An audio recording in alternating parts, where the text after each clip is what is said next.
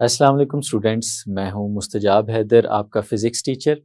हम लोग chapter number 8 start करने जा रहे हैं आज, जिसका नाम है वेव्स। तो आज इसका इंट्रोडक्टरी लेक्चर होगा जिसमें हम सीखेंगे कि वेव्स क्या होती हैं, वेव्स की डिफरेंट टाइप्स क्या हैं। तो चलें स्टूडेंट्स, अपने लाइट बोर्ड की तरफ चलते हैं और आज के लेक्चर का आगाज़ करते हैं। तो स्टूडेंट्स, हम लोग स्टार्ट करने जा रहे हैं अपना चैप्टर नंबर 8, जिसका नाम है वेव्स। बहुत इंटरेस्टिंग चैप्टर है। इस चैप्टर में हमने बहुत सारे फिनोमेना सीखने हैं जो डायरेक्टली एसोसिएटेड हैं विद दिस टर्म जो आपके सामने लिखी हुई है, वेव्स। तो आज का जो हमारा मेन ऑब्जेक्टिव है वो ये है कि हम वेव को समझेंगे कि वेव क्या होती है, और चैप्टर के एक तमहीद की तरफ जाएंगे और अंडरस्टैंडिंग डेवलप करेंगे वेव से रिलेटेड। अगर स्टूडेंट्स हम लोग अपनी एवरीडे लाइफ में देखें तो हम लोग जो हैं वो वेव से घिरे हुए हैं। डिफरेंट टाइप की वेव्स हैं जिससे डिफरेंट तरह के फिनोमिना हमारे इर्द गिर्द में मौजूद होते हैं।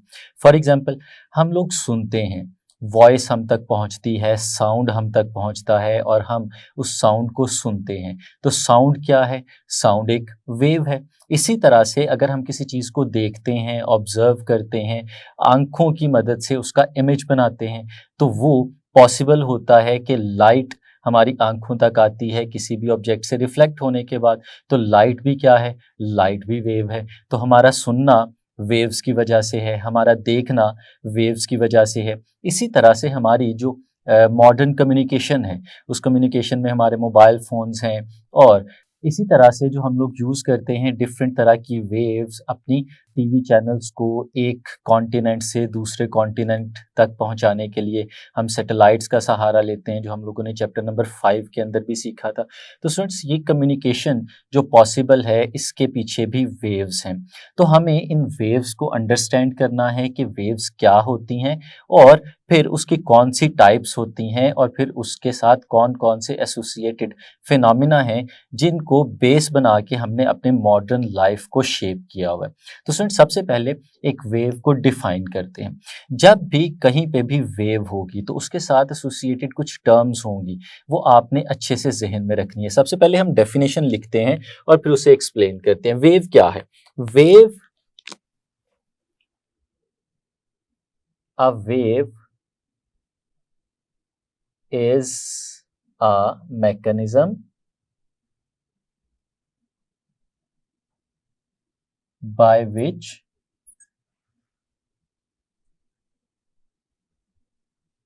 energy is transferred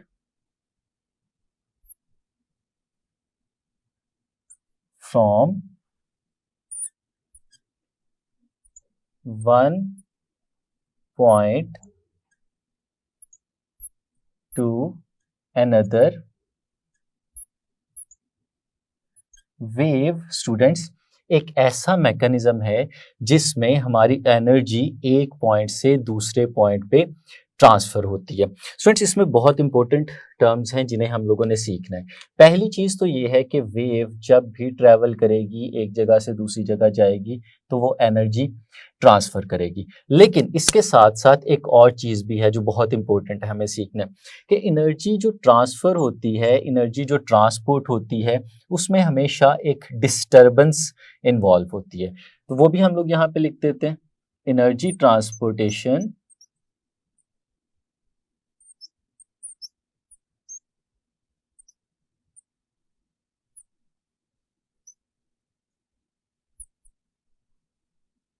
is carried out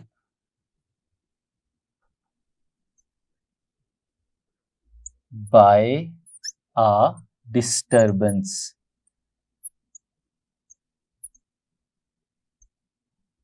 ये भी स्टूडेंट्स हम लोग अभी थोड़ी देर में इसको भी समझेंगे कि energy transportation is carried out by a disturbance का बेसिक मतलब क्या है, ये डिस्टर्बेंस क्या होती है। और फिर स्टूडेंट्स, एक और चीज भी है जो हमें इसमें पता होनी चाहिए। वो क्या है कि देयर इज ऑलवेज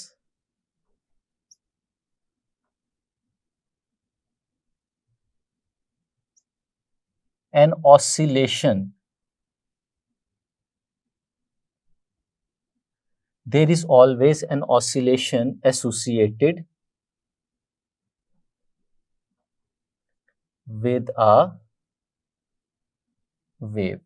जब भी कहीं पे भी कोई भी वेव डेवलप होगी, वेव जनरेट होगी, तो उस वेव के साथ एसोसिएटेड एक ऑसिलेशन हमेशा मौजूद होगी। तो स्टूडेंट्स, ये तीन चीज़ें हैं जिनको हमें वेव के साथ समझना है। पहली चीज़ कि जहाँ पे भी वेव होगी वहाँ पे एनर्जी ने ट्रांसफ़र होना है, और दूसरी चीज़ है जहाँ पे भी वेव होगी वहाँ पे एक डिस्टर्बेंस होगी, और तीसरी चीज़ वहाँ पे ऑसिलेशन भी होगी। तो हम इसको अंडरस्टैंड करेंगे और साथ साथ देखेंगे कि हर एक टाइप की वेव में ये कहाँ कहाँ पे किस किस तरह से मौजूद हो सकते हैं। तो स्टूडेंट्स, हमने जो वेव्स की शुरू में एग्जाम्पल्स को देखा, उन्हीं एग्जाम्पल्स को एक एक करके लेके चलते हैं। सबसे पहले स्टूडेंट्स, हम लोगों ने देखा कि हमारे पास जो साउंड है वो एक जगह से दूसरी जगह ट्रैवल करता है। तो पहली चीज़ देखनी है कि वो जो साउंड एक जगह से दूसरी जगह जा रहा है, क्या वो एनर्जी ट्रांसफर कर रहा है, क्या उसने कहीं पे डिस्टरबेंस भी प्रोड्यूस किए, और क्या वहाँ पे कोई चीज़ ऐसी भी थी जो ऑसिलेट भी कर रही थी। तो स्टूडेंट्स, हम लोग देख सकते हैं कि जब भी साउंड एक जगह से दूसरी जगह जाता है तो sound is a form of energy. Sound energy की एक शक्ल है। तो जब भी साउंड एक जगह से दूसरी जगह जाएगा तो साउंड का खुद एक जगह से दूसरी जगह जाना एनर्जी का ट्रांसफर है। तो सबसे पहली चीज़ है एनर्जी ट्रांसफर हो सकती है, और इसकी एक फिजिकल एग्जांपल भी देख सकते हैं। हम देखते हैं कि अक्सर जगहों पे साउंड कैनन्स जो हैं वो दिखाए जाते हैं, जिसमें हम एक सडन साउंड प्रोड्यूस करते हैं, और वो साउंड अपने रास्ते में रखी हुई अगर कोई ऐसा ऑब्जेक्ट है जिसका मैस बहुत ज़्यादा नहीं है तो उस मैस पे वर्क कर सकता है, यानी एनर्जी को ट्रांसफ़र कर सकता है। हमने ये भी देखा होगा कि अगर हम बहुत ज़्यादा साउंड जनरेट करें, बहुत ज़्यादा इंटेंसिटी का साउंड जनरेट करें, तो उस इंटेंसिटी के साउंड से जब स्पीकर्स के करीब हम लोग मौजूद होते हैं या कोई ऑब्जेक्ट रखते हैं तो उस ऑब्जेक्ट को डिस्प्लेस भी कर सकता है। अगर हम उस ऑब्जेक्ट के डिस्प्लेसमेंट का जिक्र करें तो वो भी इसी वजह से है, क्योंकि एनर्जी वहां तक जा रही है। तो पहली चीज ये हुई कि साउंड एनर्जी ट्रांसफर करता है। दूसरी चीज है डिस्टर्बेंस। डिस्टर्बेंस प्रोड्यूस कहाँ पे करता है? तो साउंड जब ट्रैवल करता है through the air, for example आप तक जो साउंड पहुंच रहा है वो आपके रास्ते में पड़ी हुई एयर की वजह से आप तक पहुंच रहा है। हमें पता है कि अगर एयर मौजूद नहीं होगी तो साउंड ट्रांसफर नहीं हो सकता, ये हम लोगों ने छोटी क्लासेस में सीखा हुआ है। तो वो रास्ते में पड़ी हुई एयर जो है उसके थ्रू उसमें जो डिस्टर्बेंस प्रोड्यूस हो रही है उसकी वजह से आप तक पहुंच रहा होता है कि सोर्स का जो साउंड है, साउंड का जो सोर्स है वो एक डिस्टर्बेंस प्रोड्यूस करवाता है, और वो डिस्टर्बेंस जो है वो ट्रैवल करते हुए दूसरे एंड तक पहुंच जाती है। तो इसी तरह से ऑसिलेशन भी हो रही होती है। ऑसिलेशन किस तरह से हो रही होती है कि जो एयर के पार्टिकल्स मौजूद हैं वो ऑसिलेट करते हैं और इस तरह से साउंड को आगे की तरफ प्रोपोगेट करवाते हैं। तो स्टूडेंट्स, ये तीन चीज़ें हमेशा एसोसिएटेड होंगी किसी भी वेव के साथ, वो चाहे फिर लाइट वेव हो, चाहे वो साउंड वेव हो, या रेडियो वेव हो, या कोई भी वेव की टाइप हो। तो स्टूडेंट्स, इस तरह से हम इसे डिफाइन करेंगे। डेफिनेशन हमें पता होनी चाहिए कि a wave is a mechanism by which energy is transferred from one place to another and it is associated with the disturbance and also an oscillation. तो स्टूडेंट्स, आगे चलते हैं और हम इसकी टाइप्स को डिस्कस करते हैं, और जब टाइप्स को डिस्कस करेंगे तो फर्दर ये चीज़ें हमारे लिए और ज़्यादा आसान होती चली जाएंगी। तो स्टूडेंट्स, जो टाइप्स हैं हमारे पास वेव्स की, हम उनको यहाँ पे डिस्कस करते हैं। जो पहली टाइप है और जो समझना हमारे लिए ज़्यादा आसान है स्टूडेंट्स, उसे हम लोग नाम देते हैं मैकेनिकल वेव्स का।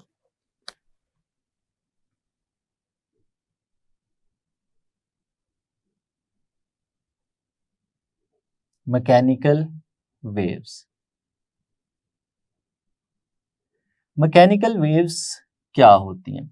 स्टूडेंट्स, हमारे पास कुछ ऐसी वेव्स होती हैं जिन्होंने एक जगह से दूसरी जगह जाने के लिए किसी मीडियम का सहारा लेना होता है, जिनको एक जगह से दूसरी जगह प्रोपोगेट करने के लिए मीडियम की ज़रूरत होती है।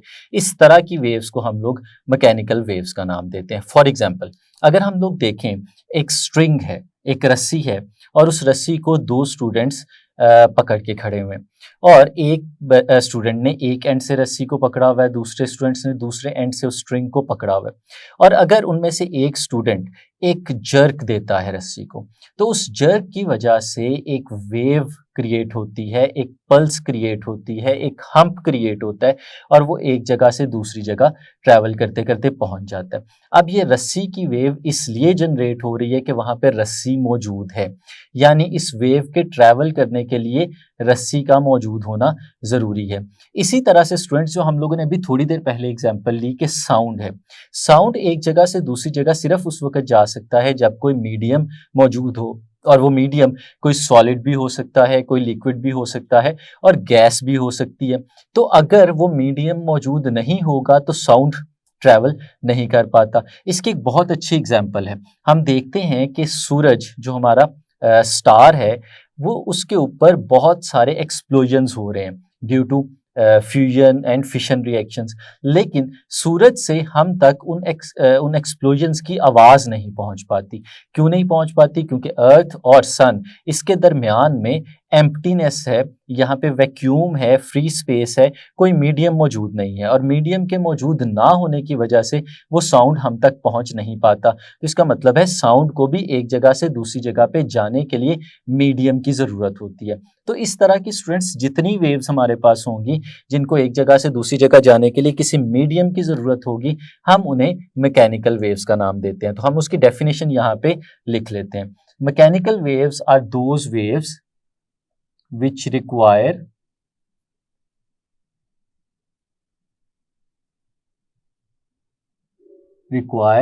a medium for their traveling। वो वेव्स जिनको एक जगह से दूसरी जगह जाने के लिए किसी मीडियम की ज़रूरत होती है, हम उन्हें मैकेनिकल वेव्स का नाम देते हैं। और फिर स्टूडेंट्स, अगर हम इसकी एग्जांपल्स की बात करते हैं तो हम लोगों ने इसकी एग्जांपल्स में देखा कि जो साउंड वेव है वो एक मैकेनिकल वेव है, क्योंकि उसे एक जगह से दूसरी जगह जाने के लिए मीडियम की ज़रूरत पड़ रही है। तो अगर हम एग्जाम्पल्स की बात करें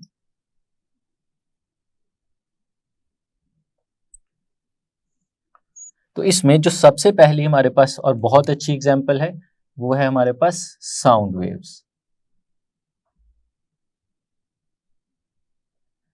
और वाटर वेव्स,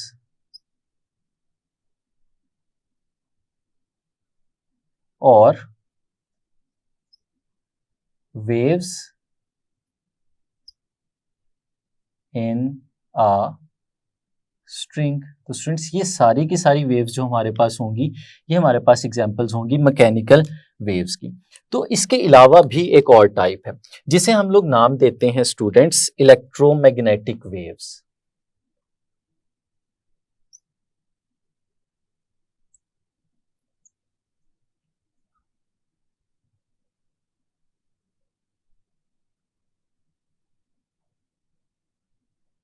इलेक्ट्रोमैग्नेटिक वेव्स कौन सी होती हैं?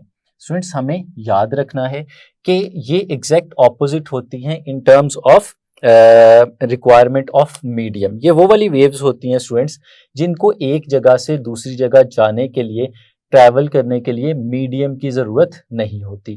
और इसकी एग्जांपल हमारे पास जो सबसे आसान है वो है लाइट वेव की। हम लोग देखते हैं कि हमारे स्टार से साउंड तो हम तक नहीं पहुंच पा रहा था, लेकिन हमारे स्टार यानी हमारा जो सन है वहाँ से रोशनी, लाइट हम तक पहुंच जाती है, वहाँ से हीट हमारे तक पहुंच जाती है। तो ये जो लाइट और हीट का हम तक पहुंचना है ये विदाउट एनी मीडियम है, क्योंकि सन और अर्थ के दरमियान कोई भी मीडियम मौजूद नहीं है। तो फिर हम उन्हें कह सकते हैं कि ये ऐसी वेव्स हैं जिनको ट्रैवल करने के लिए, एक जगह से दूसरी जगह जाने के लिए मीडियम की ज़रूरत नहीं होती। तो फिर हम इनको इस तरह से लिख सकते हैं कि इलेक्ट्रोमैग्नेटिक वेव्स क्या हैं? Electromagnetic waves are those waves which do not require any medium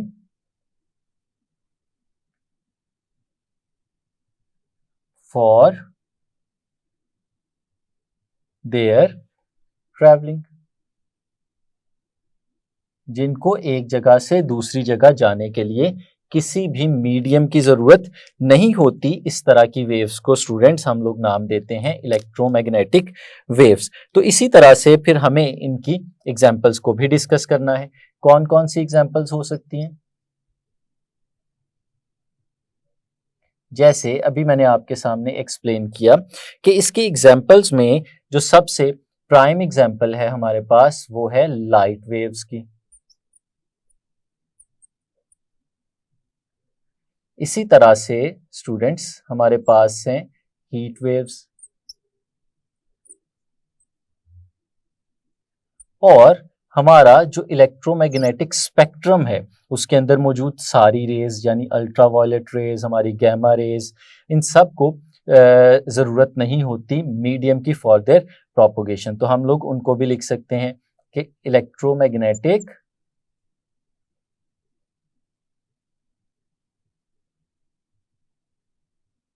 spectrum. तो इलेक्ट्रोमैग्नेटिक स्पेक्ट्रम में जितनी भी वेव्स इन्वॉल्व हैं, कौन कौन सी वेव्स हो सकती हैं इसके अंदर? For example gamma rays, for example X rays, या अल्ट्रावायलेट रेज। तो स्टूडेंट्स ये हैं हमारे पास इन दोनों टाइप की वेव्स की examples.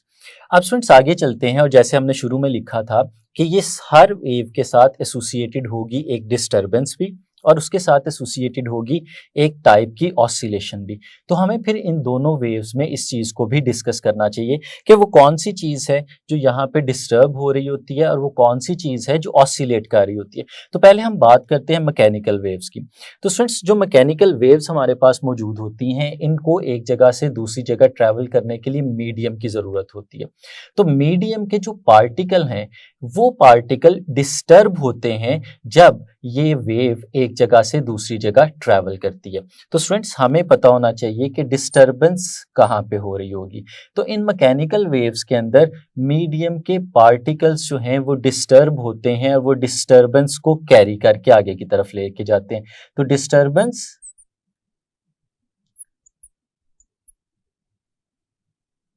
is in the particles।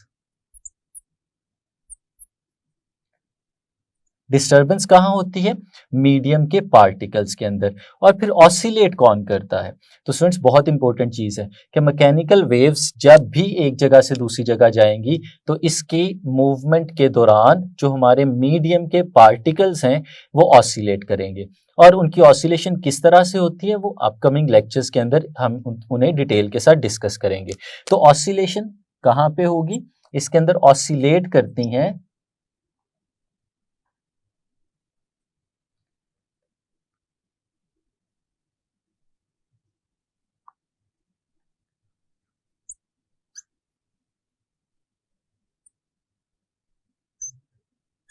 इसके अंदर मीडियम के जो पार्टिकल्स हैं वो ऑसिलेट करते हैं। अब अगर हम बात करें कि इलेक्ट्रोमैग्नेटिक वेव्स ये क्या होती हैं, तो इलेक्ट्रोमैग्नेटिक वेव्स को समझना थोड़ा सा डिफरेंट है। क्यों? क्योंकि जब ये ट्रैवल कर रही हैं एक जगह से दूसरी जगह पे तो कोई मीडियम मौजूद नहीं है, और मीडियम का मौजूद ना होना हमें कंफ्यूज करता है कि वहाँ पे कौन सी चीज़ ऑसिलेट करेगी और क्या होगा। तो स्टूडेंट्स जहाँ पे भी इलेक्ट्रोमैग्नेटिक वेव्स मौजूद होती हैं ये ट्रैवल करती हैं थ्रू द फोर्स फील्ड्स। जैसे कि हमारे पास इलेक्ट्रिक फील्ड हो सकती है या हमारे पास मैग्नेटिक फील्ड हो सकती है।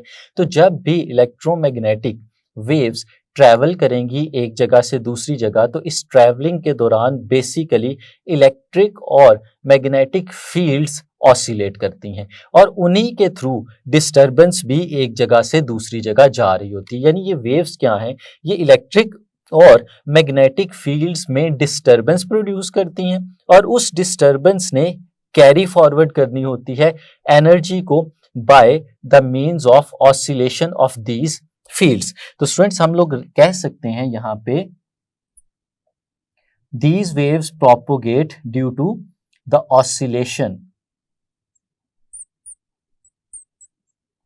oscillation of electric and magnetic fields. और स्टूडेंट्स, ये इलेक्ट्रिक और मैग्नेटिक फील्ड्स ऑसिलेट करती किस तरह से हैं, ये हम लोग अपने नेक्स्ट चैप्टर के अंदर जाके सीखेंगे, जिसमें हम लोगों ने इलेक्ट्रोमैग्नेटिक वेव्स की एक स्पेशल टाइप लाइट वेव्स को डिटेल में डिस्कस करना है। तो वहां पे हम लोग सीखेंगे कि किस तरह से जब ये ट्रैवल करती हैं तो हमारी इलेक्ट्रिक और मैग्नेटिक फील्ड्स ये ऑसिलेट कर रही होती हैं। अभी हमें सिर्फ ये जान लेना काफी है कि इसमें इलेक्ट्रिक और मैग्नेटिक फील्ड्स ऑसिलेट करेंगी और इन्हीं फील्ड्स की डिस्टरबेंस भी होगी। तो स्टूडेंट्स, हमने देखा कि दोनों तरह की जो वेव्स हैं उनमें कुछ चीजें कॉमन हैं। पहली कि दोनों ने एनर्जी को ट्रांसफर करना है, दूसरी कि दोनों ने डिस्टरबेंस प्रोड्यूस करानी है, और उसके बाद दोनों ने ऑसिलेट भी करना है। अब ये उस मोशन से क्यों डिफरेंट है जो मोशन हम लोग पहले सीख चुके हैं, पहले पढ़ चुके हैं अपने प्रीवियस चैप्टर्स में। हमने जितनी भी मोशन पहले देखी वो मोशन किसी एक सिंगल पार्टिकल की मोशन होती थी हमेशा। वो स्ट्रेट लाइन में मूव कर रहा है, वो वन डायमेंशन में जा रहा है, वो टू डायमेंशन में मूव कर रहा है, हम किसी एक पार्टिकल की एक इंडिविजुअल बॉडी की मोशन को स्टडी करते थे। लेकिन वेव्स की स्टडी इसलिए डिफरेंट है क्योंकि इसमें कोलेक्टिव अप्रोच के साथ जाते हैं कि एक मीडियम के अंदर बहुत सारे पार्टिकल्स मौजूद होते हैं। तो बहुत सारे पार्टिकल्स के मौजूद होने का मतलब ये है कि जब वेव मूव कर रही होगी तो वेव ने उन सारे पार्टिकल्स की इंडिविजुअल मोशन से मिलके एक रिजल्टेंट बनाना है जो वेव होती है। तो इसलिए इसकी स्टडी इंडिविजुअल पार्टिकल्स की स्टडी से डिफरेंट होती है। तो हम अगले आर्टिकल्स में उन्हीं को रिलेट करेंगे और देखेंगे कि इंडिविजुअल पार्टिकल की बजाय अगर पार्टिकल कलेक्टिवली बिहेव करें तो किस तरह से वेव जनरेट होती है और वो प्रोपोगेट करती है। फ्रेंड्स, यहाँ पे एक छोटी सी चीज़ और भी है जिसे हम लोगों को समझ लेना चाहिए। ये तो दो टाइप्स हैं जो बेसिक हैं, हमारी बुक में डिस्कस हुई हैं, लेकिन जब हम सेकेंड ईयर में जाएंगे और नेक्स्ट अपनी बुक को स्टडी करेंगे तो वहाँ पे एक और टाइप ऑफ वेव भी इसमें शामिल होगी, जिसे हम लोग नाम देते हैं मैटर वेव का। क्योंकि अभी हम बिल्कुल बेसिक्स पढ़ रहे हैं और स्टूडेंट्स कंफ्यूज होते हैं अक्सर जब मैटर वेव का की डिस्कशन आती है। हमारी बुक के अंदर एक चीज़, एक लाइन लिखी हुई है जो इस चैप्टर के बिल्कुल पहली लाइन के ऊपर लिखी हुई है कि waves transport energy without the transportation of matter. Wave जब एक जगह से दूसरी जगह एनर्जी को ट्रांसपोर्ट करती है तो वो मैटर को ट्रांसपोर्ट किए बगैर करती है। ये चीज़ मैकेनिकल वेव्स के लिए तो बिल्कुल ठीक है, इलेक्ट्रोमैग्नेटिक वेव्स के लिए भी बिल्कुल ठीक है, क्योंकि यहाँ पे मैटर एक जगह से दूसरी जगह ट्रांसपोर्ट नहीं हो रहा होता। लेकिन एक और टाइप ऑफ वेव भी है जिसे हम लोग नाम देते हैं मैटर वेव का। वो यहाँ पे डिस्कस नहीं की जा रही, लेकिन हमारे बुक का हिस्सा है, इसलिए हमें थोड़ा सा उसके बारे में पता होना चाहिए कि जब भी कोई मैटर पार्टिकल एक जगह से दूसरी जगह मूव करता है तो उसकी मूवमेंट हमेशा वेव की शक्ल में होती है। डी ब्रॉगलीज मैटर वेव कहलाती है। ये कॉन्सेप्ट हम लोगों ने सेकेंड ईयर में डिस्कस करना है, लेकिन हमें इसका पता होना चाहिए। लेकिन उसकी वेवलेंथ इतनी शॉर्ट होती है कि हम उसे फिजिकली ऑब्जर्व नहीं कर पाते, इसलिए हम समझते हैं कि वो वेव नहीं है। तो मैटर वेव्स ऐसी वेव्स होती हैं जो मैटर के साथ एक जगह से दूसरी जगह जा रही होती हैं, और हर मैटर जब एक जगह से दूसरी जगह जा रहा होता है तो वेव की शक्ल में जा रहा होता है, और जितना मैस उसका ज़्यादा होगा उतनी वेवलेंथ छोटी होती है और हम उसे ऑब्जर्व नहीं कर पाते। और इसकी जो एग्जाम्पल है हमारे पास वो सब एटॉमिक पार्टिकल्स की मूवमेंट है। जैसे इलेक्ट्रॉन मूव करते हैं तो वो भी वेव की शक्ल में मूव करते हैं। तो ये कॉन्सेप्ट हम ऐड ऑन करेंगे साथ में और इसको डिस्कस करेंगे सेकेंड ईयर के अंदर जाके। तो ये था स्टूडेंट्स हमारे पास इंट्रोडक्शन ऑफ वेव्स, और जो हमने उसकी डिफरेंट टाइप्स थी उन्हें डिस्कस किया। इनकी डिटेल्स हम नेक्स्ट लेक्चर्स में पढ़ेंगे। तब तक के लिए इजाज़त दीजिए। अल्लाह हाफिज़।